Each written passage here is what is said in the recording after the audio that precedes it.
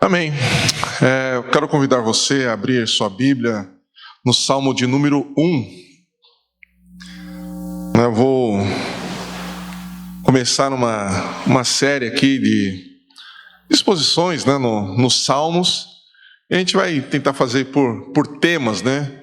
Você sabe que os Salmos, né, eles podem, ser classificados por alguns temas. E eu vou começar, a ministrar todas as vezes que eu tiver oportunidade aqui. Eu vou começar a ministrar sobre os salmos de sabedoria. São salmos onde Deus transmite a sua sabedoria para nós. E nós vamos então começar esta série. E o primeiro salmo de sabedoria é o salmo de número 1. Então eu vou convidar você a ler comigo. Nós vamos ler o salmo todo, é um salmo curto, né? Nós vamos ler todo esse salmo que diz assim a partir do verso 1. Bem-aventurado aquele que não anda no conselho dos ímpios, não se detém no caminho dos pecadores, nem se assenta na roda dos zombadores. Pelo contrário, seu prazer está na lei do Senhor, e na sua lei medita dia e noite. Ele será como a árvore plantada junto às correntes de águas, que dá seu fruto no tempo certo e cuja folhagem não murcha. Tudo que ele fizer prosperará. Não é assim com os ímpios. Eles são como a palha que o vento dispersa. Por isso, os ímpios não prevalecerão no julgamento, nem os pecadores na assembleia dos justos, porque o Senhor recompensa o caminho dos justos, mas o caminho dos ímpios traz destruição. Amém. Vamos orar. Deus bendito e gracioso, nós te louvamos, te agradecemos pelo teu amor, por tua presença em nossas vidas, por tua presença neste lugar. Nós cremos que o Senhor está presente aqui, recebendo os nossos louvores e a nossa adoração. E nós cremos que o Senhor falará conosco por meio da tua palavra, assim como já começou a falar por meio das canções que nós entoamos a ti, mas ao mesmo tempo o Senhor inspira o nosso coração por meio delas. Pedimos a ti, Espírito Santo, que ilumine o nosso entendimento, que abra a nossa mente para compreendermos aquilo que o Senhor quer falar conosco nesta ministração, nesta exposição. É em teu nome, Jesus, que nós oramos. Amém. Muito bem. O livro dos Salmos, como um todo, ele já é por si mesmo maravilhoso, né? Se você não tem o costume e o hábito de ler os Salmos, eu recomendo que você faça isso de uma forma muito frequente, constante e eu diria até diária. Você deve ler os Salmos diariamente, porque de fato ele é maravilhoso, ele é edificante. Nos Salmos nós somos tremendamente edificados. Nos Salmos nós recebemos, através dos Salmos nós recebemos instrução, através dos Salmos nós somos educados. Os Salmos nos educam. É impressionante isso, quando você começa a ler e estudar, você percebe como ele vai te educando, ao mesmo tempo também que ele vai dando para nós vocabulário para nós adorarmos a Deus. O nosso vocabulário é enriquecido quando nós lemos e meditamos nos Salmos. E também os Salmos, ele é inspirador. Quando nós lemos os Salmos, estudamos e meditamos, ele nos inspira, principalmente na adoração. E além disso tudo, os Salmos também é surpreendente, ou o que a gente pode ver de surpreendente na Bíblia, é justamente os Salmos estarem inseridos nela. Por que eu digo isso? Porque a Bíblia, as Escrituras, é um livro onde Deus fala com os homens. É Deus falando com a sua criação, é Deus falando com a humanidade. A Bíblia é o livro em que Deus se revela para o homem. Mas os Salmos, ele é um livro em que Deus fala, em que o homem fala para Deus. É Deus se dirigindo é o homem se dirigindo a Deus, num livro em que Deus se dirige ao homem, né, para se revelar. E isso é maravilhoso, Deus ter inserido o livro dos Salmos entre o livro em que Ele fala conosco, né? E é justamente isso que também faz com que o nosso coração fique fascinado com esse livro maravilhoso, né? Nesse livro, então, que os homens estão se dirigindo a Deus com palavras, louvores, poesias, canções, né? O que o homem está falando com Deus? O homem está expondo, é o que a gente vê nos Salmos, o homem expondo os seus medos, o homem expondo suas angústias, seus anseios, seus desejos, os seus temores, as suas alegrias, as suas indignações, né? Quantos salmos de Davi a gente vê ele indignado com situações, Asaf também, né?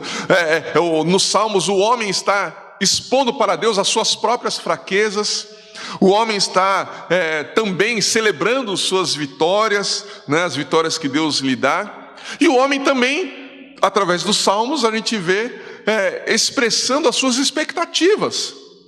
E por tudo isso, e por outras coisas, né, que eu não citei aqui, nós também nos identificamos com o livro dos Salmos. Quando a gente lê os Salmos, a gente percebe que ele está expondo as coisas que estão no nosso coração.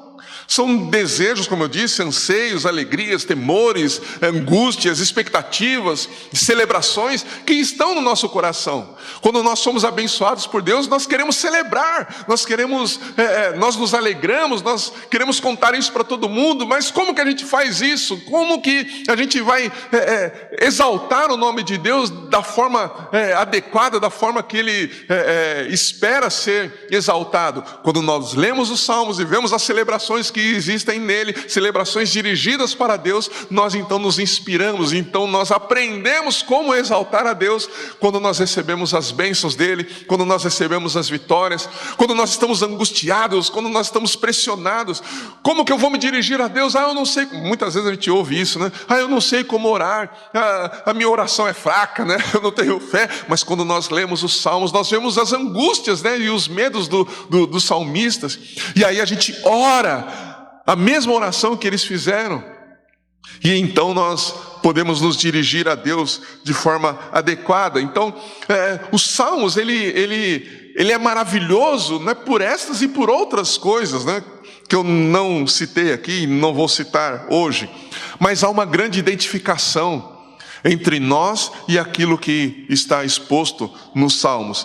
Por isso, eu vou falar isso algumas vezes hoje, eu quero recomendar a você que leia os Salmos com assiduidade e com dedicação. Leia constantemente, diariamente os Salmos, para que você seja edificado, né?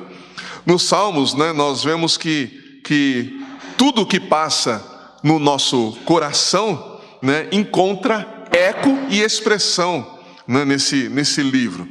Mas ao lermos e meditarmos no livro dos Salmos, nós precisamos saber que dois temas vão permear todo o saltério. Dois temas vão permear todo o saltério. Uma que é a lei de Deus, e a segunda, o próprio Messias. Toda a lei de Deus está passando por todos os Salmos, e o Messias está também presente em todos os Salmos. Eu estou falando Messias aqui, é claro que a gente sabe que o Messias é Jesus, mas eu estou aqui me situando, né, na própria visão dos salmistas, né, porque Jesus ainda não tinha vindo, né, e eles tinham a expectativa que o Messias viesse, né. Então por isso que eu vou usar nesse momento aqui somente esse título de Jesus, né, como Messias. Então, a respeito da lei, né, todo o livro dos Salmos ele é transpassado pela palavra de Deus, né, e a lei de Deus aqui, quando os salmistas expressam e falam, né, da lei de Deus, ele está falando justamente daquela lei revelada por Deus a Moisés, né, que está concentrada nos 5 primeiros livros da Bíblia, né, que nós conhecemos como Pentateuco, mas que o nome né, dado para esses 5 livros é Torá, né?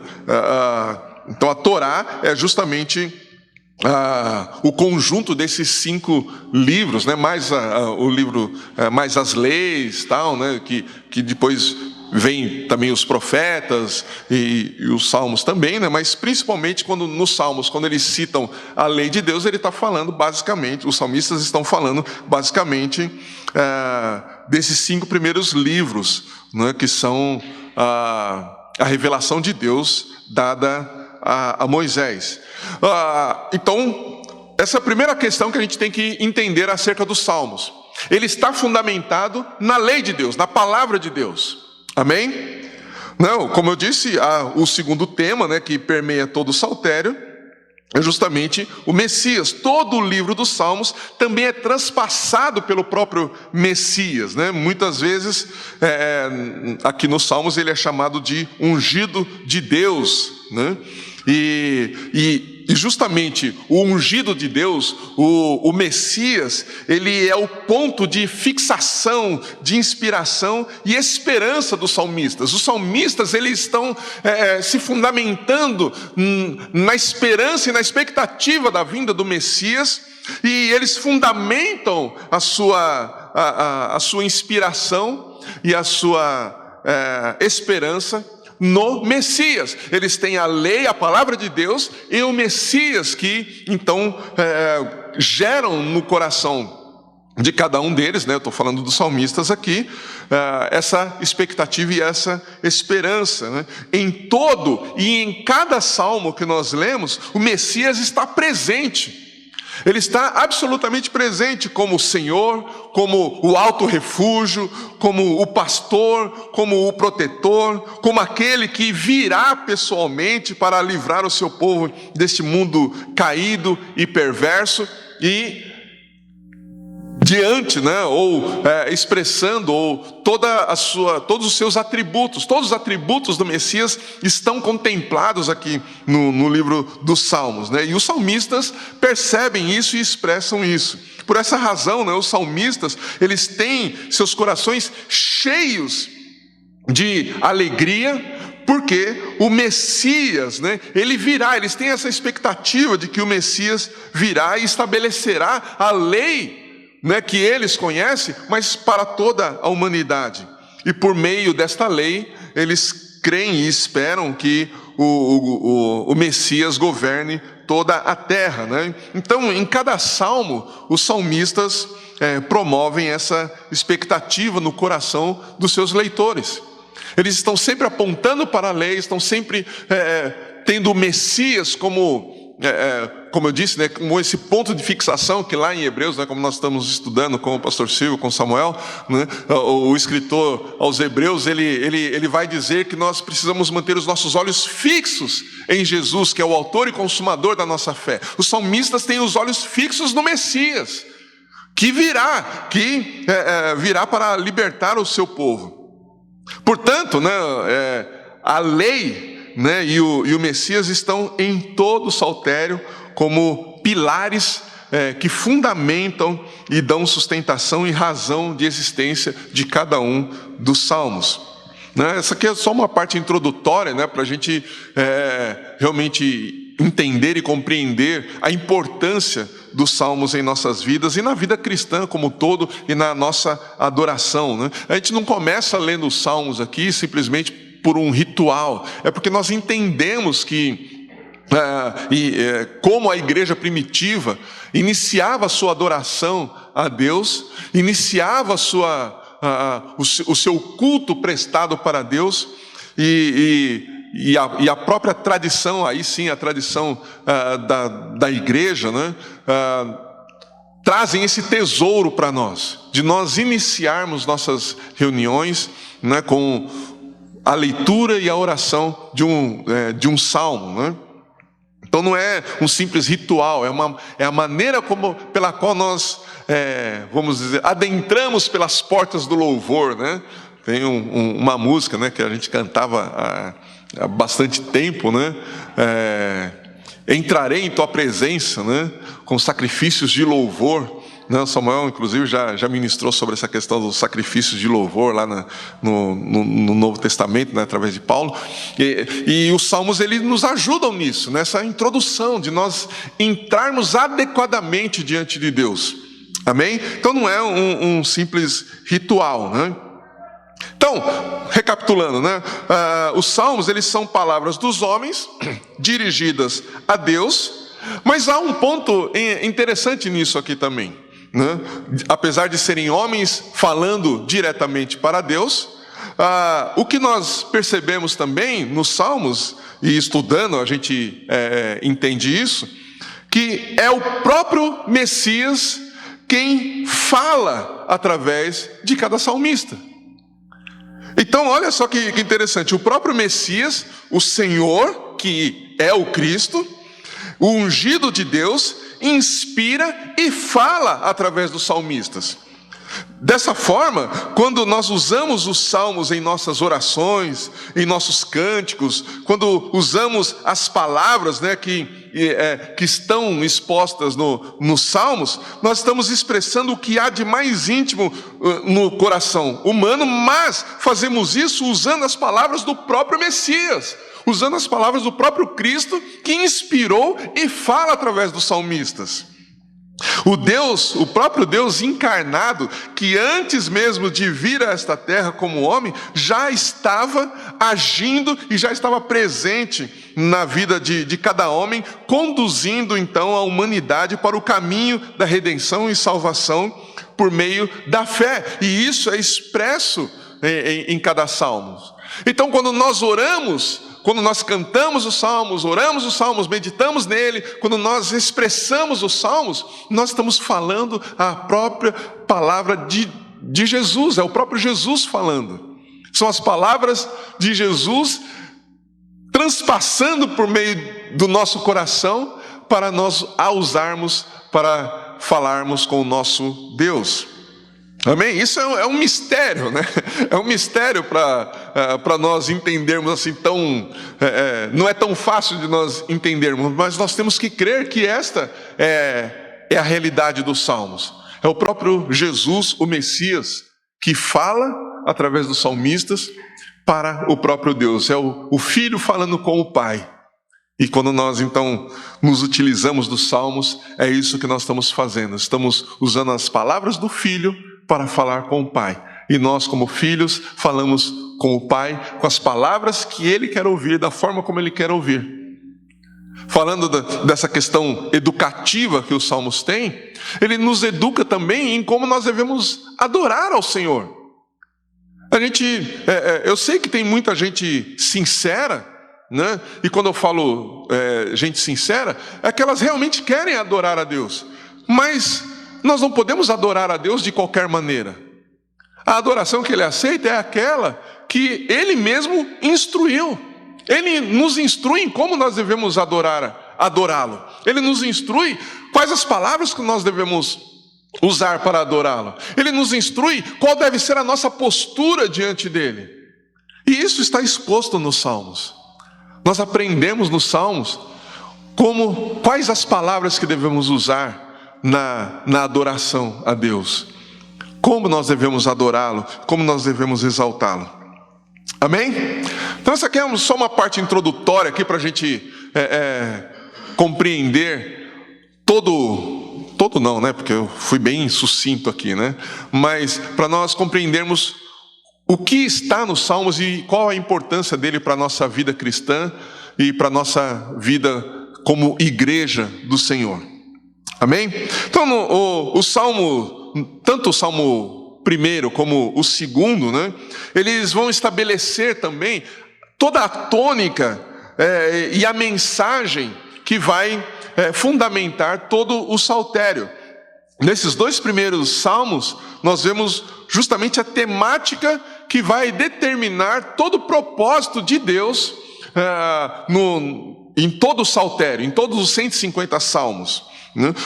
Nós vemos nos 150 salmos o propósito de Deus no mundo, a ordem e o governo de Deus na criação e sobre a criação, e também nós vemos a importância da sabedoria de Deus revelada ao homem. Como o homem deve viver, como o homem deve se portar, como o homem deve reagir ou agir diante das situações, diante das circunstâncias, diante das pressões, diante das perseguições, diante das alegrias, diante das bênçãos. Tudo isso faz parte do propósito de Deus. E logo nesses 2 primeiros salmos, nós vemos claramente qual é o plano que Deus tem para a humanidade, para aqueles que o temem, né? Tanto para a humanidade como para aqueles que o temem. E ele começa então esse salmo dizendo que bem-aventurado é aquele que não anda no conselho dos escarnecedores, dos perversos. Então a primeira coisa que nós podemos ver aqui, né, como instrução, né, que vai dar a tônica para todos os salmos, né, é justamente a transmissão que Deus faz da sua sabedoria para que nós possamos ser bem-aventurados, para que nós possamos ser felizes. Bem-aventurado significa isso, feliz, alegre, né, pleno da mais profunda alegria. Isso que significa ser bem-aventurado. Tem uma série de outras coisas também, né, correlacionadas, mas a principal ideia, né, e significado de bem-aventurança é isso: uma pessoa que é feliz, que recebeu felicidade e vive na felicidade. Isso evidentemente não isenta ninguém de problemas, mas apesar dos problemas, há uma alegria que inunda e transborda do coração. E esse é o propósito de Deus, que o homem, a sua criação, aqueles que o temem, sejam felizes, sejam bem-aventurados. Esse é o propósito de Deus para aqueles que o temem, para aqueles que confiam nele. Ser bem-aventurado. Então todo o Salmo, tudo aquilo, todas as mensagens que nós lemos nos Salmos, o propósito de Deus é que nós encontremos a alegria que vem dele, possamos experimentar a alegria que vem dele. Lá no Novo Testamento, Jesus diz o seguinte, que ele veio para nos dar alegria, né, e que a nossa alegria fosse abundante, fosse transbordante, fosse algo que não estivesse restrito às coisas que a gente tem, às coisas que a gente recebe ou às coisas que a gente conquista, mas que a alegria seja Ele mesmo. Então o salmista ele já começa aqui mostrando isso, que a alegria, a felicidade está em nós confiarmos em Deus e dependermos dEle, andarmos segundo a sua palavra, segundo a sua lei. Amém? Isso? Então, nessa primeira instrução, né, específica que o Senhor dá aqui sobre a sabedoria, Ele nos convida a abandonarmos a insensatez, a abandonarmos tudo aquilo que nos leva à destruição e nos chama para andarmos pelo caminho que conduz à salvação. Nesse caminho nós encontramos a felicidade, nesse caminho nós encontramos a alegria. Fica claro também, né, nesse salmo, né, nesses 6 versículos, né, e também um pouco no salmo de número 2, o grande contraste que ele faz entre a felicidade dos justos e a condenação dos perversos, dos ímpios. Os ímpios que rejeitam a Deus, que rejeitam o seu ungido, que rejeitam a sua lei, a lei de Deus, que é a palavra do Senhor. Então, nós vemos claramente aqui o contraste que ocorre entre aqueles que confiam em Deus e que meditam na sua palavra, meditam na sua lei, e aqueles que rejeitam a Deus. Há um grande contraste, e esse contraste acompanha a humanidade desde o pecado ali de Adão e Eva, e vai acompanhar até a volta de Jesus, quando de fato todos estarão diante dele e serão julgados. Aqueles que creem no Senhor serão justificados, né? Na verdade já estão justificados, mas aqueles que rejeitaram o Messias, que rejeitaram a Jesus, rejeitaram o Filho de Deus, já estão condenados, e ali o martelo será batido, a sentença será dada e não será revogada. E isto é muito sério. Isto é muito sério. Nós precisamos nos atentar para essa questão, que o julgamento de Deus, ele virá, acontecerá. E aqueles que não creem, aqueles que não entregam sua vida totalmente para o Senhor, eles serão condenados. Serão condenados. Portanto, aí já só abrindo um parênteses aqui, aquele que tem ouvidos para ouvir, ouça o que o Espírito está dizendo. Ouça o que o Espírito diz às igrejas, pensando em Apocalipse. Ouça o chamado de Deus por meio da pregação do Evangelho. E entregue o coração para Jesus. Abra o seu coração para Jesus. E essa mensagem do Evangelho, ela vai alcançar o coração daqueles que Ele mesmo escolheu. E vai quebrantar esse coração. E aí, essa pessoa será conduzida pelo próprio Espírito ao arrependimento, à confissão de pecados. E o sangue de Jesus vai purificar esse coração, vai purificar esta vida e vai introduzi-la na família da fé, na igreja. E aí está então a certeza da nossa salvação, aquilo que o próprio Jesus fez para nos salvar. Portanto, ouvindo a mensagem do Evangelho, não resista a essa mensagem, se renda a ela e deixe o próprio Espírito te conduzir à verdade que vai te salvar. Porque, como eu disse, certamente haverá um julgamento. E depois que o martelo for batido ali, não haverá revogação, não vai ter apelação. Nos tribunais humanos existem as apelações, e mesmo quando a mais alta instância da justiça de um país já promulgou ali a sentença, aqueles que têm mais recursos podem recorrer aos tribunais internacionais, para de alguma forma tentar reverter a sentença. Mas quando o Deus Pai, na verdade, o justo juiz, decretar aqueles que são salvos e aqueles que estão condenados, não haverá instância maior para recorrer. A instância para recorrer hoje é o próprio Jesus. Então, abra o seu coração para Ele e deixe o próprio Jesus, então, te salvar, porque é só Ele que pode fazer isso. Amém? Então, nesse primeiro verso, no verso 1, nós vemos que a verdadeira felicidade, é dada por Deus àqueles que têm prazer nele e em sua palavra. Tem prazer no próprio Deus e prazer na sua palavra. E, além disso, rejeitam o mal.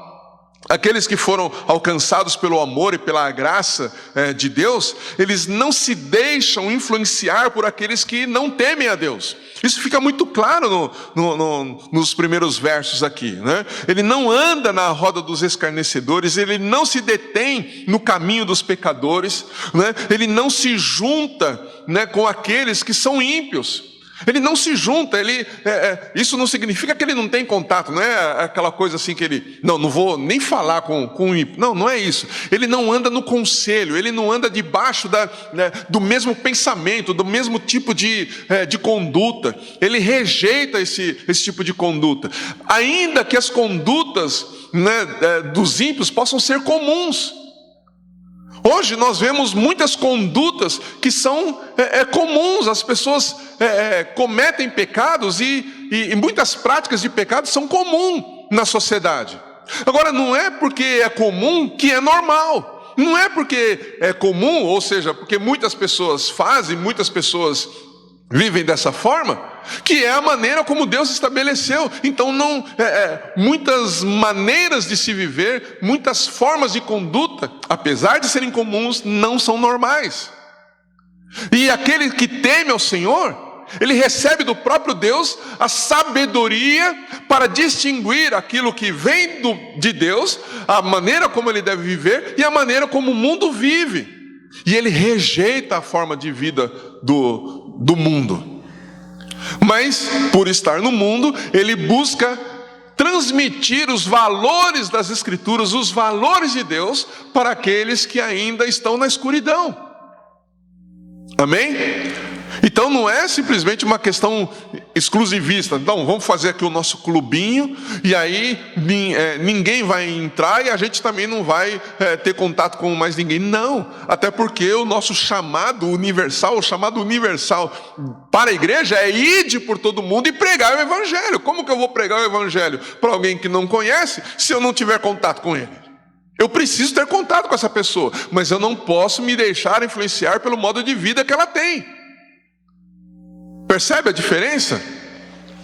Até lembrei agora, né, falando de felicidade. Nesses dias, um amigo meu chegou para mim, a gente estava ali batendo um papo e tal. Ele chegou para mim, e ele está com algumas questões na vida dele, e falou: qual que é o segredo para a felicidade? Qual que é o segredo para a felicidade? Ele queria uma fórmula, né? Ele falou algumas coisas a respeito do que ele via na minha vida, na minha família e tal, porque ele conhece toda a minha família, né? E aí, ele falou: qual é o segredo? Ele queria uma fórmula. Não, faz assim, faz assim, faz assim.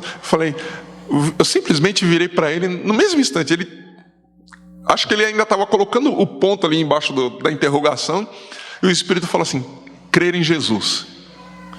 Quando eu falei isso, sabe quando a pessoa recebe um impacto assim, de uma força, de um vento forte assim?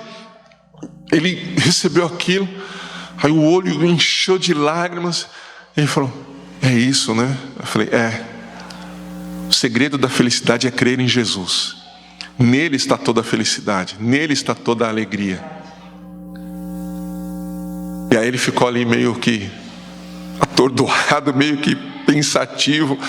E confesso que eu também, né? Porque naquela hora, porque eu não falei nada demais, não teci nenhum ainda que o meu conhecimento seja pouco, né? Não fiz nenhum tratado teológico ali, porque isso. Eu só falei: creia em Jesus. E aí eu fiquei maravilhado ali, fiquei pensando: puxa, que poder tem esse nome, o nome de Jesus. E quando nós declaramos esse nome, sabendo quem Ele é, e sabendo o que Ele não só pode fazer, mas o que Ele já fez pela humanidade, o nosso coração fica: uau! E é o que nós temos que pregar Jesus. O segredo da felicidade é Jesus. É Jesus. Não é ter dinheiro, não é ter bens, não é ter vitórias. O segredo da felicidade é Jesus. E é justamente o que o salmista está dizendo aqui. Aqueles que foram alcançados pelo amor e pela graça de Deus, né, eles não se deixam influenciar pelos que não temem a Deus e encontram no próprio Deus, na sua lei e no próprio Messias, a alegria, a felicidade. Os que temem a Deus, eles, como eu disse, não se deixam persuadir pela prosperidade dos ímpios. Mesmo que essa prosperidade seja temporária, ele não se deixa persuadir por essa prosperidade. Aqueles que temem a Deus e confiam nele, não buscam os mesmos prazeres, né, que os perversos têm. E é muito interessante porque a Bíblia fala que Deus nos dá oportunidades para nós desfrutarmos também dessa vida. Termos um tempo de descanso, termos um tempo, quando possível, para a gente viajar, para a gente conhecer lugares. Só que a maneira como nós nos relacionamos, por exemplo, você vai para um lugar paradisíaco, né? Você vai para uma praia muito bonita, né? A maneira como nós desfrutamos daquilo que Deus fez é diferente da maneira como aqueles que não confiam em Deus desfrutam do mesmo lugar, porque a gente olha para aquelas maravilhas e a gente contempla o próprio Deus, a gente contempla a beleza da criação, e nós exaltamos o Senhor e nós nos alegramos por termos a oportunidade de estar naquele lugar. Mas aqueles que não confiam em Deus, eles simplesmente estão ali e eles só querem esquecer dos seus problemas, e para esquecer dos seus problemas eles enchem a cara como se isso fosse a solução para esquecer dos problemas, como se encher a cara, aí os problemas vão embora, né? Como se fosse um antídoto, né? Encheu a cara, o problema vai embora e não tem mais problema. Não! Que depois que passa a embriaguez, ele tem dois problemas: o problema anterior e aquela dor de cabeça, né, que demora para sair da pessoa, né? Isso se a pessoa não for imprudente e acabar fazendo bobagem, né? Por conta da bebida. Enfim, o que eu quero dizer aqui é que a maneira como nós nos relacionamos com aquilo que Deus proporciona para nós, pelo fato de confiarmos e crermos nele, é diferente da maneira como aqueles que não creem em Deus desfrutam do mesmo benefício, das mesmas oportunidades. Né? Aqueles que creem em Deus não caem na tentação de seguir os conselhos dos perversos. No verso 2, né, os que temem a Deus buscam prazer no próprio Deus, como eu já disse, né, e fazem um exercício contínuo. E aqui está um ponto que nós precisamos nos atentar, né? Os que creem em Deus e confiam nele, eles fazem um exercício contínuo de buscar orientação e instrução nas Santas Escrituras. É um exercício contínuo, não é você ler o Salmo 1 uma vez e você não precisar ler de novo. Não, é contínuo. Você continuamente se volta para as Escrituras, você continuamente busca instrução, sabedoria, conhecimento nas Escrituras. Como eu disse, a palavra de Deus, a Bíblia, é a revelação de Deus para o homem, e é nela que nós encontramos tudo que nós precisamos para a nossa vida diária. Amém?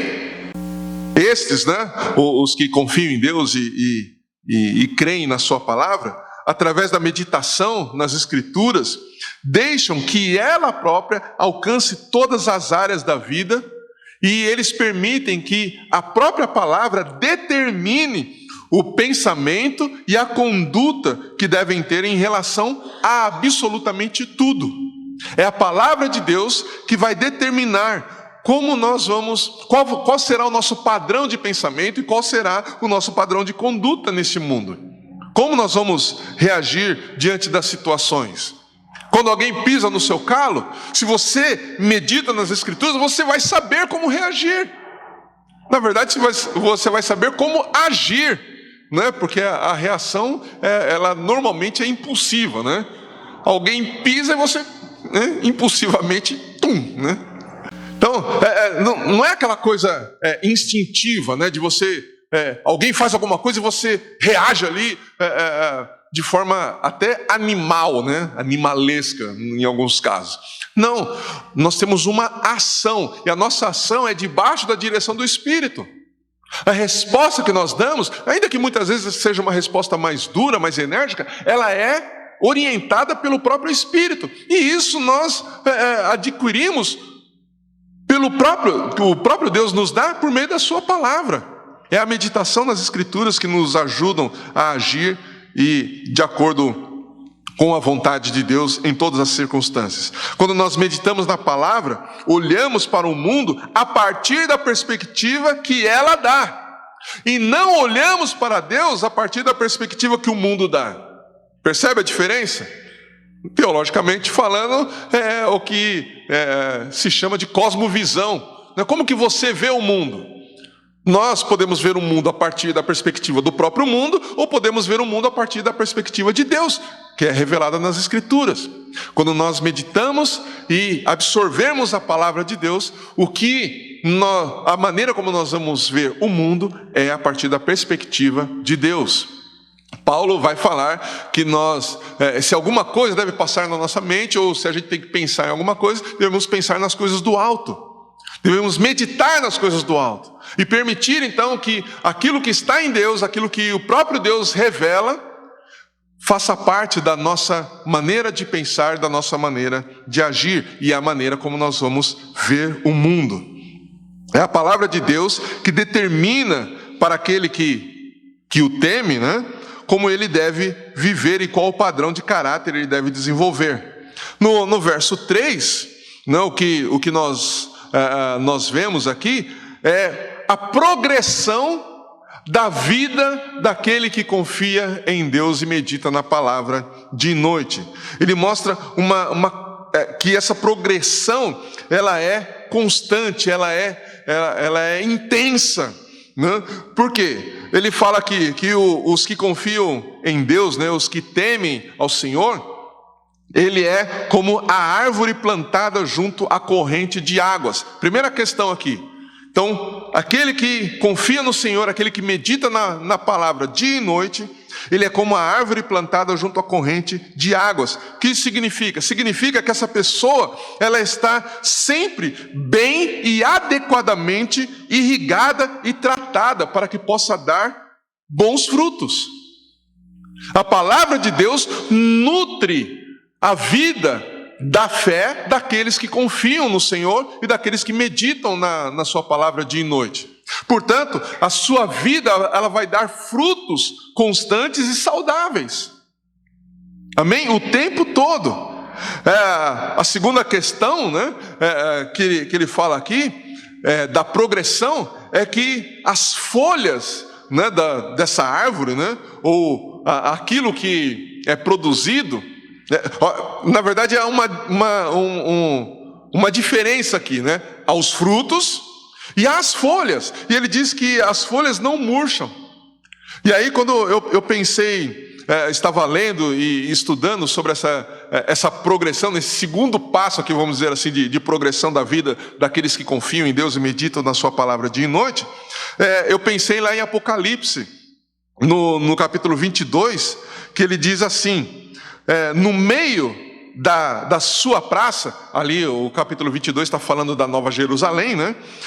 No meio da sua praça, de uma a outra margem do rio, está a árvore da vida, que produz 12 frutos, dando o seu fruto de mês em mês, e as folhas das árvores são para a cura dos povos. Então, por um lado, a vida daquele que confia em Deus, daquele que medita na sua palavra dia e noite, vai dar bons frutos e frutos saudáveis. Por outro lado, as folhas, né, dessa árvore saudável vai trazer cura para aqueles com quem a pessoa tem contato. Amém? Então, a cura para esse mundo, Deus também usa os seus filhos, aqueles que confiam nele, para transmitir essa cura para esse mundo doente e corrompido. Mas não para por aí essa progressão, né? Porque os que temem a Deus, eles prosperam em tudo que fazem. O final do verso 3 diz, né, que ele prosperará em tudo que faz. Ele será bem sucedido em tudo que faz. Então, perceba a progressão, né? Como resultado, né, da devoção. Veja, aqueles que são devotados a Deus e meditam na palavra do Senhor, têm amor pela sua palavra e se empenham diligentemente, né, em colocar essa palavra em prática, eles são bem-sucedidos e a sua vida, né, além de ser feliz, ela alcança eu não gosto de usar muito a palavra nível, né, mas só para a gente entender, alcança um nível de profundidade e de alegria que é incomparável nesse mundo, que é absolutamente incomparável. Então, a palavra bem-aventurado, né, além de significar feliz, no final do verso 3 aqui, a gente percebe uma outra definição para bem-aventurado, que é justamente ser bem-sucedido em tudo que faz. Você já parou para pensar em você ser bem-sucedido em tudo que você faz? Você vai ajudar na arrumação da casa. Você ser bem sucedido naquilo que você faz. Você já pensou que eu ia falar outras coisas, né? Você lavar a louça e ser bem sucedido naquilo que você faz. Você arrumar a sua roupa, né? E ser bem sucedido naquilo que você faz. Isso é bênção de Deus, isso faz parte das bem-aventuranças. Evidentemente, você ser bem sucedido naquilo que você faz no seu ambiente de trabalho, você ser bem sucedido nas amizades, na sua rede social, né? E não estou falando aqui de Facebook, essas coisas, não, estou falando das amizades, né? Do seu círculo de amizade, de convívio, você ser bem sucedido. Isso significa que você está sendo também abençoado por Deus. E aí eu estou falando justamente da progressão daqueles que confiam no Senhor, da progressão da vida daqueles que meditam na sua palavra de noite e que realmente entregaram a vida para Ele.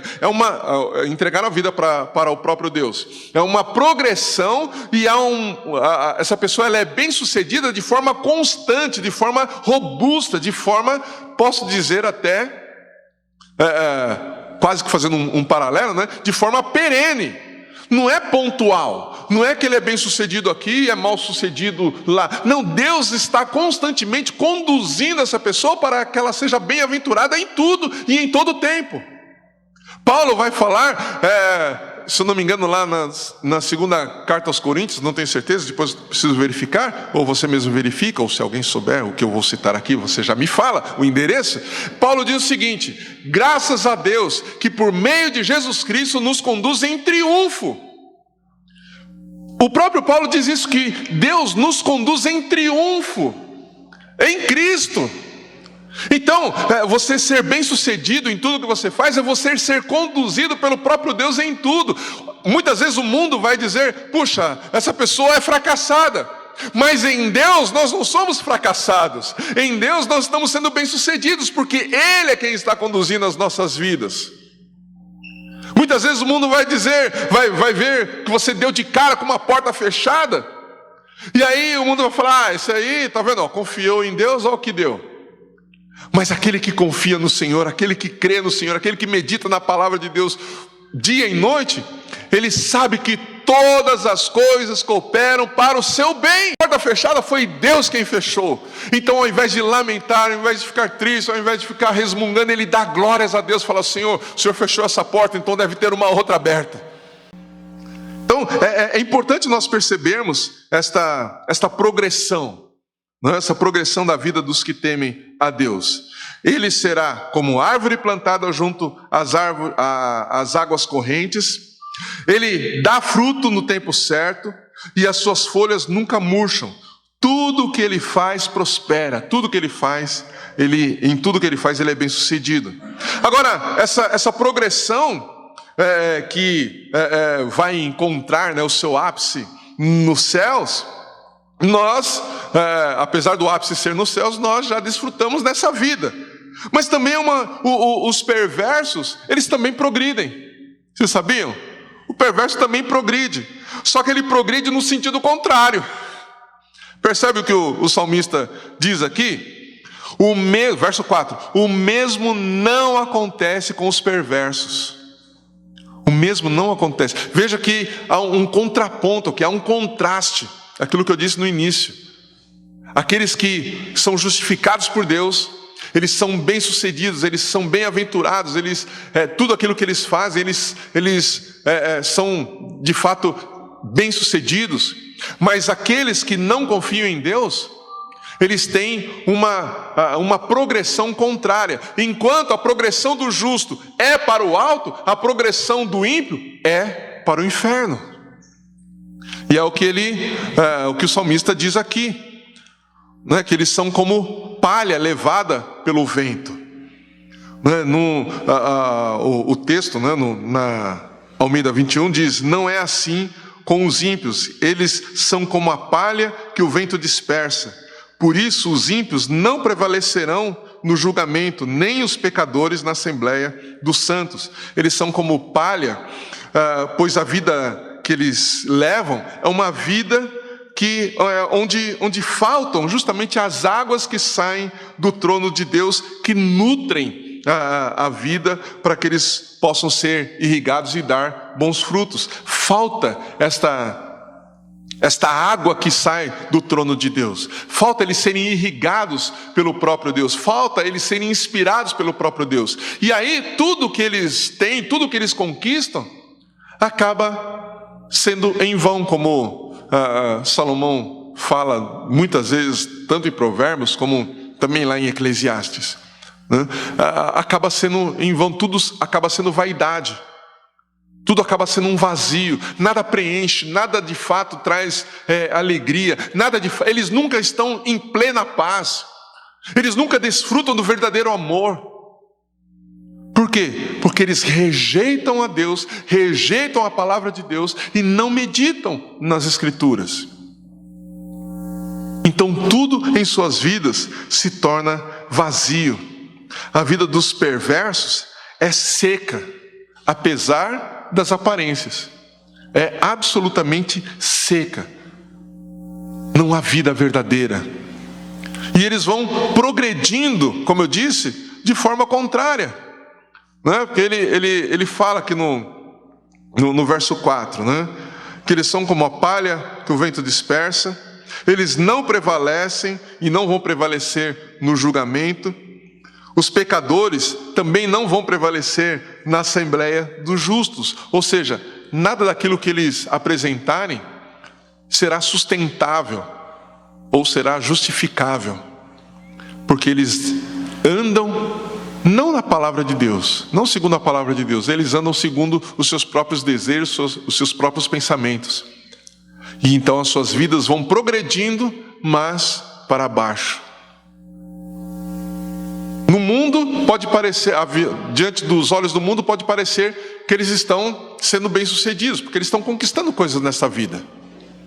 Mas diante de Deus, eles estão caminhando para cada vez mais longe dele e finalmente serão lançados no inferno, onde não terão mais nenhuma chance de salvação, onde não terão mais nenhuma chance de alegria, onde não terão mais nenhuma chance de paz, onde não terão mais nenhuma chance de desfrutar o amor. Essa é a progressão contrária da vida dos ímpios.